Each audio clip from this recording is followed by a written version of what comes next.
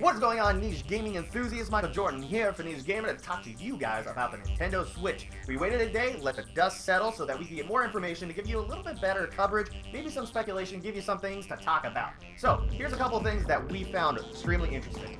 First of all, let's take a look at this developer list. Oh my god, is it massive? Wait, what's that? Is that a Grasshopper logo right there? Yes, Grasshopper is making a game for the Nintendo Switch? Could Let It Die be on there? Yes, please God almighty, let it be on there. We checked this out over at E3, and I love it. It's great to see that being a possibility, at least for me. It's just one of those things that I'm like, yes, I would love to have this on the go. Let's talk about another rumor that's been coming out from people who are supposedly close. We're double checking, triple checking, but the rumor is out there that there's possibly in development right now a Metroid game.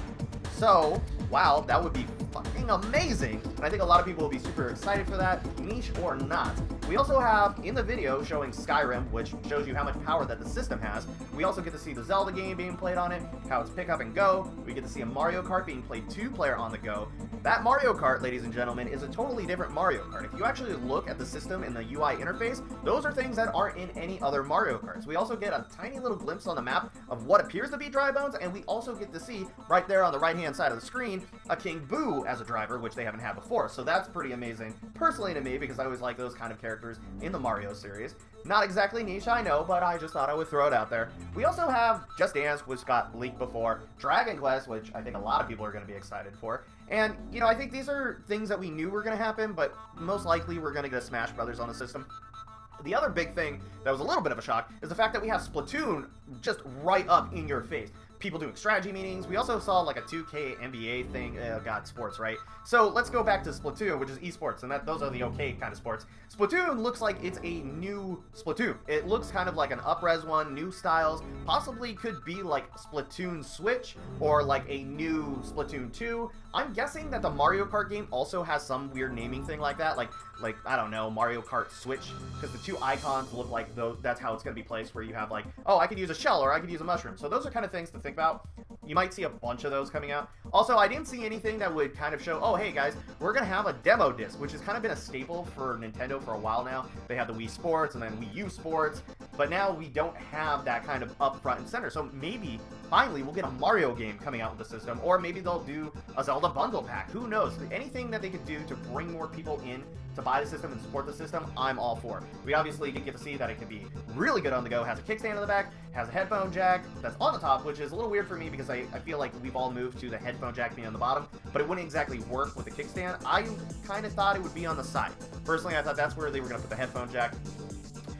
Now let's talk about the docking station. Now a lot of people are speculating about this, but what do we know? Well, we know that we're going to get 2 USB ports in it, so we know that the functionality in there is a little bit higher than what people were expecting. They thought maybe it's just a charging dock, or maybe it's just a video out dock.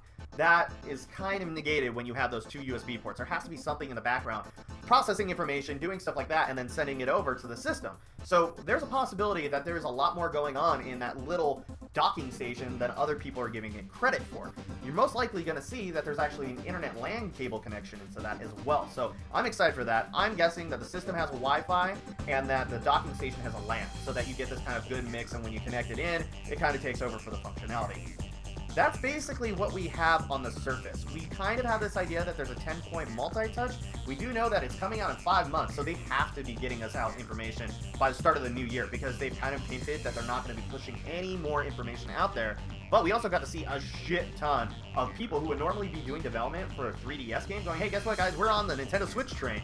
So that's pretty amazing. We're going to actually get to see what these developers can do from the handheld world, who do really amazing, incredible games, with all this, like, you know, horsepower behind it now. Because that's really what's going to end up happening. You're going to have a bunch of these developers going, oh my god, my ability to work and mold and create things is just going to go through the roof. We also got to see that there was Atlas on board on that list, so maybe we'll get to see Persona on there. Hopefully we'll get to see Persona on there. That's a big one for me. Need to get that Persona on the go action. Please, Nintendo, work a deal with Atlas. Get it done. We need more Persona on handhelds again. Alright guys, that's pretty much it for what we kind of picked up, thought was interesting. What did you guys think was interesting? Please give us a like, a subscribe, put your comment below, and I'll see you next time.